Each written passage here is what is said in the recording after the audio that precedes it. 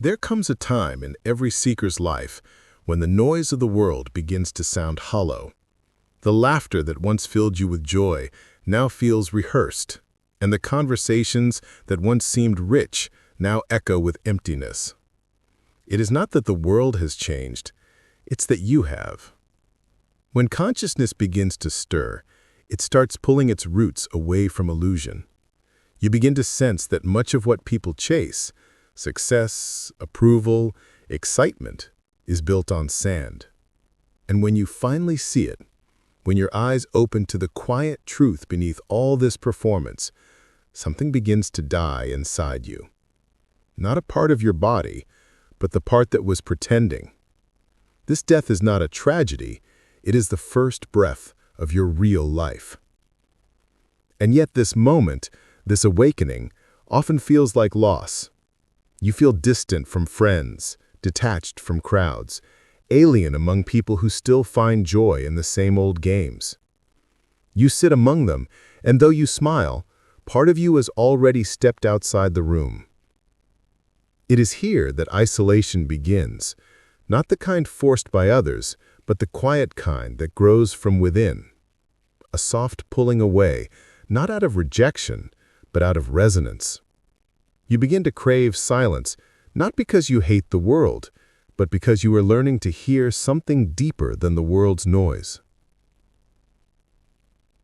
Alan Watts once said, "Muddy water is best cleared by leaving it alone." That's what solitude does.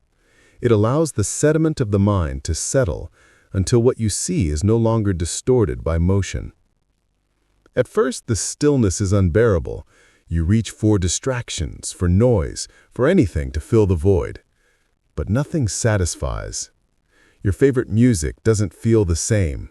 Your ambitions lose flavor. Your mind keeps whispering, "What's the point?" This is not depression, it is detox. The soul is detoxing from noise. You are withdrawing from a world addicted to motion. You're being emptied so that truth may finally enter. And when you stop running, something sacred begins. The silence that once frightened you starts to feel like home. You begin to notice small things, the sound of wind through leaves, the subtle rhythm of your own breath, the spaces between your thoughts. You start realizing that silence is not the absence of life, it is the background of all life. The crowd had kept you entertained, yes, but it also kept you asleep. Now that you have stepped away, you begin to see what was always here.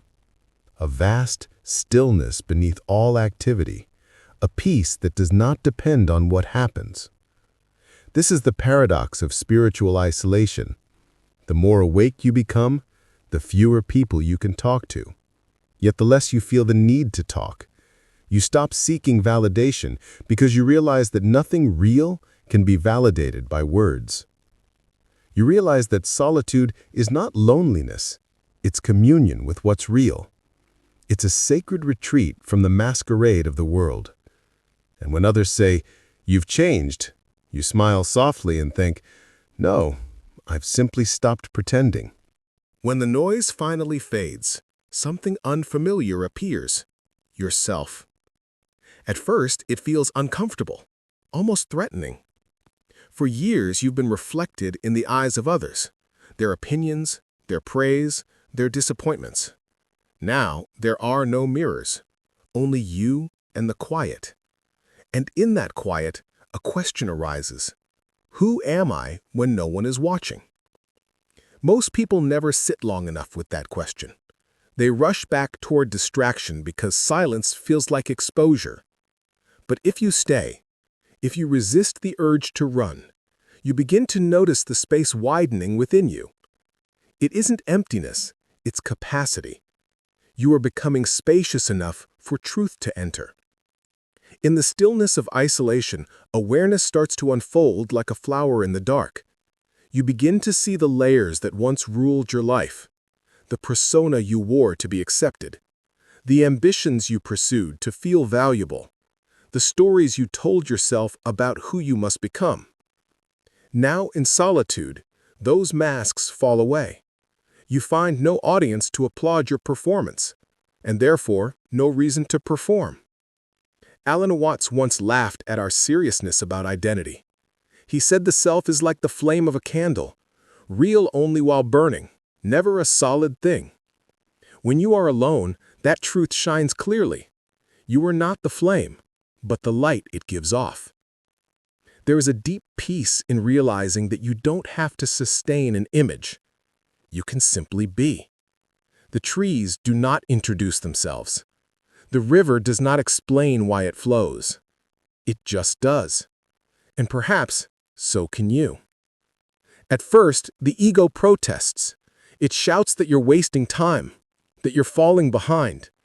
It points to the world outside, to the movement, the crowds, the noise, and says, that is life. But a gentler voice inside whispers, no, that is distraction. Life is here. You begin to trust that voice more each day. Days pass in quiet rhythm. You notice sunlight shifting through your window. You taste food without hurrying. You breathe. And for the first time, breathing feels like enough. This is when isolation begins to transform into sacred aloneness. It no longer feels like absence. It feels like presence intensified. What was once nothing to do becomes everything to be. The simplest acts, washing dishes, walking barefoot, sitting under the moon, reveal themselves as ceremonies of being alive. Slowly, loneliness dissolves into wonder. You begin to sense that there is a great intelligence behind the silence, listening with you, through you. Call it God, consciousness, Tao. Names don't matter. What matters is the felt knowing that you are not separate from it. The paradox of isolation deepens. The more alone you become, the more connected you feel. Not to people, not yet, but to the essence of existence itself. It's as if life has been waiting patiently for you to stop talking, so it can finally speak. And it does speak. Through intuition, through small synchronicities, through the quiet joy that arises for no reason. You start laughing again, not at jokes, but at the sheer strangeness of being. The world hasn't changed, but your eyes have softened. Even pain begins to look holy, as if every ache is a doorway back to awareness. You understand now why the mystics withdrew to mountains and deserts. It wasn't rejection of the world, it was preparation to love it rightly. They left the crowd not out of superiority, but because they knew truth speaks in whispers, and whispers can only be heard in stillness. In that stillness you meet the child within you, the one who was never impressed by titles or applause. You remember what simple joy felt like, watching clouds, drawing lines in the dirt, being fascinated by ants. That innocence is still there. Isolation only removes the noise that buried it. Soon, the mind that once feared being alone begins to crave it. You look forward to the evenings of silence, the mornings without rush. The world outside moves fast, but inside you, time slows to the heartbeat of the present moment. You realize that all spiritual growth is not about adding more, it's about subtracting what was never yours. Alan Watts called it the art of letting happen. Solitude teaches you precisely that, how to let happen. You stop pushing life, you stop resisting, and in doing so, you discover a secret. The universe moves perfectly well without your constant interference. Isolation becomes your teacher, not your enemy. It strips you bare, yes, but only so that you may see what cannot be taken away. The self you thought was real begins to dissolve, revealing something vast and tender underneath. You feel smaller, humbler, yet more infinite than ever before. And when you next step into the world, you carry silence within you like an invisible temple. You no longer seek company out of fear, but out of love. You can be with others without losing yourself, because you have finally met yourself in the quiet. After desire dissolves, a strange quietness follows.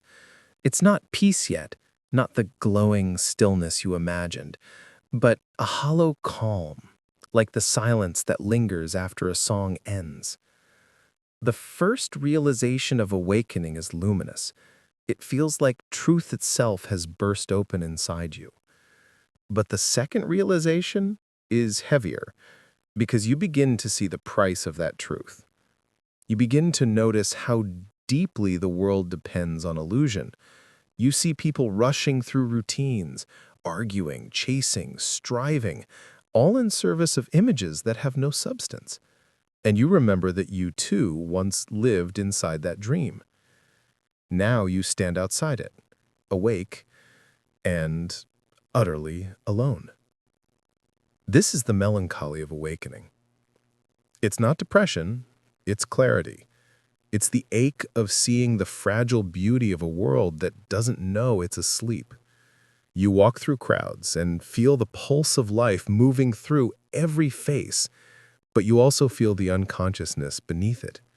You want to shake them awake, to tell them, "Look, can't you see it?" But you realize, gently, that you cannot wake someone who is still enjoying the dream. You stop trying to explain yourself. You stop trying to be understood. You learn to love quietly, from behind invisible eyes. There's a sacred loneliness that only the awake know, not because they've lost connection, but because they've outgrown the need for constant noise. The chatter of the world becomes distant, like an echo fading into stillness. And yet, there's beauty in this melancholy, because this silence is not empty. It is full of life unspoken. It is the sound of the universe thinking, breathing, being. You begin to realize that your old self, the one who is desperate for belonging, validation, love, was never truly you. It was a reflection, a temporary pattern of thought, a story you told yourself to feel real. Now the story has ended, and without a story, you are neither hero nor victim. You are simply awareness itself. It feels weightless and unbearable at once. The weight of knowing is gentle but constant. You know too much to go back. You know that the things people kill and die for, money, fame, belief, are shadows on the cave wall. You see that the drama of life is necessary but no longer real. It's as if you've stepped backstage at the theater of existence. You can see the ropes, the lights, the painted scenery, and you understand that the actors truly believe their parts. You smile, because you used to believe too. But when the curtain lifts again, and you step onto the stage, you can no longer forget that you are playing. This is liberation and loneliness, because you want to share this freedom, but the language of the dream cannot describe the waking world. Words collapse under the weight of what you've seen. So you learn a new kind of communication: silence, presence, energy. You begin to notice how your calm becomes contagious, how your stillness softens others without a single word. You stop trying to convince and start allowing, because life itself is the teacher now, and you are both the student and the lesson. The gentle melancholy of awakening is also the birth of compassion, because once you've seen through the illusion, you can no longer judge anyone still caught in it. You see that everyone is doing their best to wake up, even when they're fast asleep.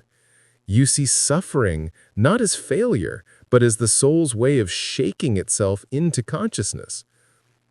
Alan Watts once said, "The game of life is not a problem to be solved, but an experience to be lived." You begin to understand this not as an idea, but as an experience. There's nothing to fix anymore. There's only the endless unfolding of what already is, the laughter and the sorrow, the gain and the loss, all belonging to the same cosmic dance. Still, this understanding doesn't erase your humanity. You still feel.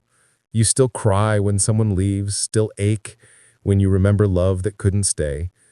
But now, even your pain is sacred. It burns cleanly, without bitterness. It's not you who suffers anymore. It's life moving through you, expressing its infinite textures. In this awareness, even sadness becomes beautiful. Tears become a form of worship because through them, you touch the raw pulse of being, unguarded, unfiltered, utterly real. You begin to see that awakening was never about escaping the human experience. It was about entering it fully, without armor. To see everything, feel everything, and still remain free. Freedom doesn't mean detachment. It means intimacy without fear. It means standing at the edge of joy and sorrow and realizing they're two sides of the same wave.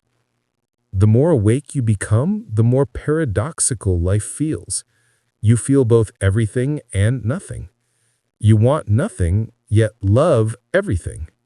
You are both nobody and the entire cosmos breathing through a single human form. And in this strange paradox, you find peace. Because you finally stop asking, what's the point? You see that the point was never somewhere else. It was here, in this moment, in this breath, in this awareness of being aware. The weight of knowing becomes lighter when you stop trying to carry it, when you let life carry itself. You stop trying to understand awakening and begin to embody it. No longer a seeker, no longer a knower, just the witness, silently aware of its own infinity. The melancholy softens into tenderness. You begin to smile again, not the smile of amusement, but the quiet smile of recognition. You see yourself in everything, in strangers, in trees, in the slow dance of sunlight on water, and you understand nothing was ever lost. You simply stopped pretending it could be owned. You lose interest in everything because everything has already been found. The journey was never outward, it was the spiral inward, back to the still point from which you began. And so you live, lightly, simply, quietly. You love without clinging, you walk without destination, and in your silence, existence itself begins to hum a gentle truth. There was never anything missing. There was only the forgetting of what you already are. After long seasons of silence, a strange quietness arrives. Not around you, but within you. The mind that once argued and planned grows tired of its own voice. You stop negotiating with life. You stop demanding meaning from every moment. And in that surrender, the old self begins to fade like mist at dawn. This fading is not sudden, it is tender, almost imperceptible. At first you notice that you no longer care to defend your opinions. The desire to be someone loses its urgency. You used to guard your image carefully. Now it feels like carrying a costume after the play has ended. There's relief in putting it down. Alan Watts often said that awakening feels like being unmasked at a masquerade. You realize that the character you called me was never more than a role in an endless cosmic theater. When isolation deepens, the stage lights dim, and the audience disappears. You are left standing alone on an empty stage, still wearing your mask. And then, quietly, almost shyly, you remove it. For the first time, air touches the face of your being. It stings, but it's fresh. You feel naked, unprotected, but real. The ego trembles because it knows that once you taste this authenticity, you will never go back to the play. This death of identity is not a tragedy, it's liberation disguised as loss. Every belief you held about yourself begins to dissolve. Your success, your failures, even your spiritual persona. You see that spirituality itself can become another mask, another performance for approval. Now you want nothing false, not even the idea of being awakened. In the hush of isolation, you watch the mind like a passing storm. Thoughts come, judgments appear, memories rise, and you remain, untouched. You see the machinery of self-image turning by habit, but without power. Awareness watches awareness, and everything else falls away. At first, this emptiness can feel like dying. The world grows pale. Familiar joys lose flavor, and even language feels too heavy for what you were sensing. But stay a little longer, because in that emptiness lies the seed of everything. When the self dies, what remains is space, and space is freedom. You begin to sense that you are not the one living life, life is living you. Breathing happens by itself, thoughts arise by themselves, emotions pass like weather. You realize there was never a controller, only the illusion of control. And the relief of this recognition is vast beyond words. Alan Watts once compared the self to a fist made by the hand of reality.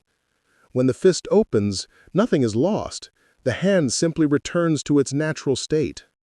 So it is with you. When the grasping stops, what remains is the open palm of being. This is the quiet resurrection after the death of the old self.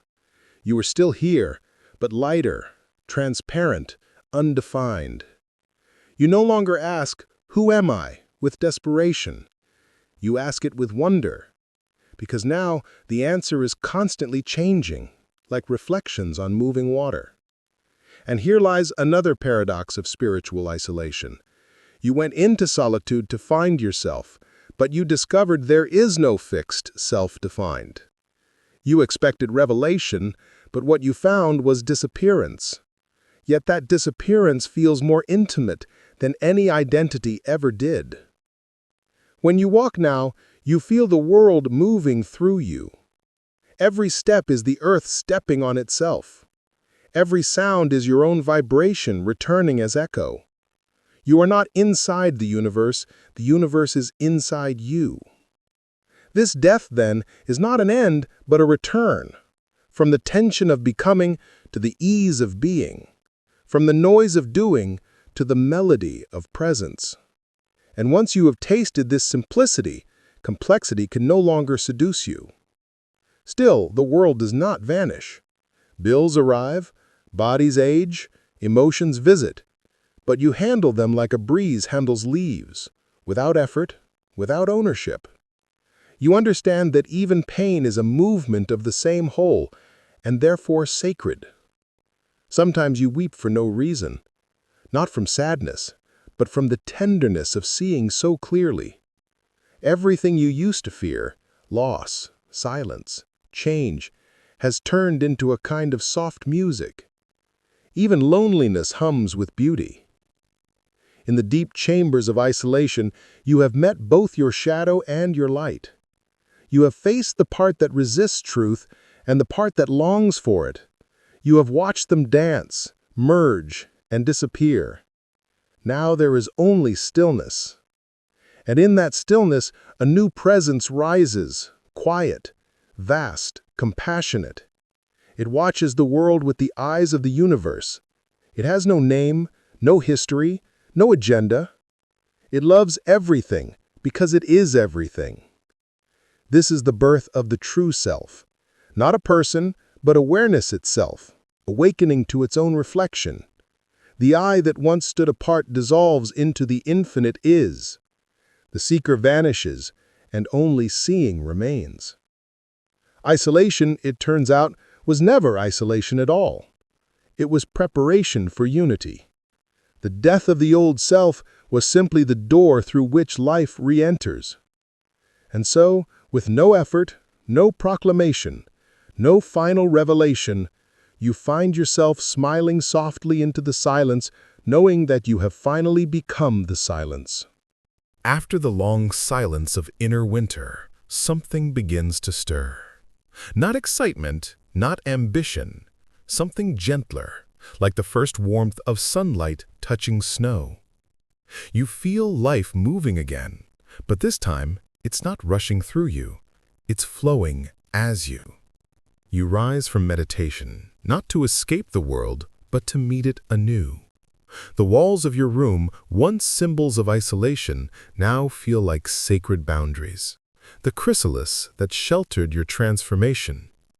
And now you sense that the cocoon has served its purpose. It is time to return. But this return is not a journey outward, it's a revelation inward. The world you once feared to face has not changed. What has changed is the one who sees it. Before, you met life as a person. Now you meet it as presence. Every sound, every face, every breeze carries a rhythm that feels familiar, intimate, divine. The tree outside your window no longer stands next to you. It is you, expressed in a different shape. You step into the noise of the world, and the noise becomes part of the symphony. The chaos of cities, the laughter of children, the cries of the lost, all of it moves through you like the wind through open branches. Nothing disturbs you anymore, because you are no longer separate from what happens. This is not indifference, it is the deepest compassion. Because when you realize you are everything, how can you not care for everything? Your heart becomes wide enough to hold both the beauty and the suffering of existence. Alan Watts once said, "You are the universe experiencing itself, looking back and wondering what it all means." Now you understand. You are not a pilgrim walking toward enlightenment. You are enlightenment walking as a pilgrim. Your solitude has ripened into service. You do not seek to teach, only to be. And from that being, others will learn what words can never say. People may notice something different in you. They won't call it wisdom, they'll call it calm. They won't see it as brilliance, they'll feel it as warmth. You have become like still water, transparent, reflective, nourishing. Others come to drink from your silence. Yet inside, you know there is no you giving anything. Life simply continues to express itself effortlessly through this form called you. Work resumes, relationships resume, but the game has changed. You play your roles with lightness, knowing that they are just that, roles. The difference now is that you enjoy the performance without forgetting the actor behind the mask. There are moments when you forget again, when the old mind tries to claim ownership of joy or cling to peace. But even this is seen. Even the forgetting is part of remembering. You smile at your own humanity, at the beauty of still having something to lose, even when you know nothing can truly be lost. You notice that silence no longer depends on solitude. It hums beneath every conversation, every argument, every song. It is the constant backdrop of awareness. Even in the marketplace, you can hear it, the same silence that once surrounded you in isolation. That is the secret. Isolation was never meant to be permanent. It was the training ground for wholeness. You were meant to return, to walk among the noise without losing your inner stillness. In the deepest sense, your solitude was love in disguise. Love teaching you how to see the divine, not only in emptiness, but in everything. When you walk through the world now, you carry that love like invisible light. You no longer need to convert, convince, or conquer. Your presence itself is the teaching, a silent transmission from stillness to stillness. One evening, you sit by a window and watch the sun descend. The sky burns gold, then softens into violet, then fades into night. You realize this endless cycle of appearance and disappearance is your own nature. You are both the sunrise and the sunset. You are both the light and the space it reveals. There is nothing left to attain, No mountain top to reach, no secret to uncover. You have finally understood the paradox that every mystic eventually faces. The journey ends exactly where it began. You laugh quietly, not out of irony, but out of wonder. The self that sought awakening was never real. The one who arrived was never separate. There was only awareness dreaming itself as a seeker so that it could taste the joy of finding what was never lost. Isolation was the mirror. You looked into it and saw emptiness. But when the mirror cracked, you discovered that the reflection was the universe itself smiling back. Now when you meet others, you no longer see others. You see yourself playing 1,000 faces. And when they suffer, you do not look away, because in their pain, you recognize your own evolution. You realize that spiritual growth is not a climb, it's a circle. You go inward to remember your essence, and then you go outward to express it through love. Isolation and connection are not opposites. They are partners in the same divine dance. And as you sit once more in silence, the final understanding dawns. You never needed to be alone to be whole. Wholeness was what called you into solitude in the first place, not to separate you from life, but to prepare you to meet it fully. The circle closes, the journey continues, and the observer, who once stood apart, now dissolves into the observed. Only life remains, unfolding, effortless, eternal.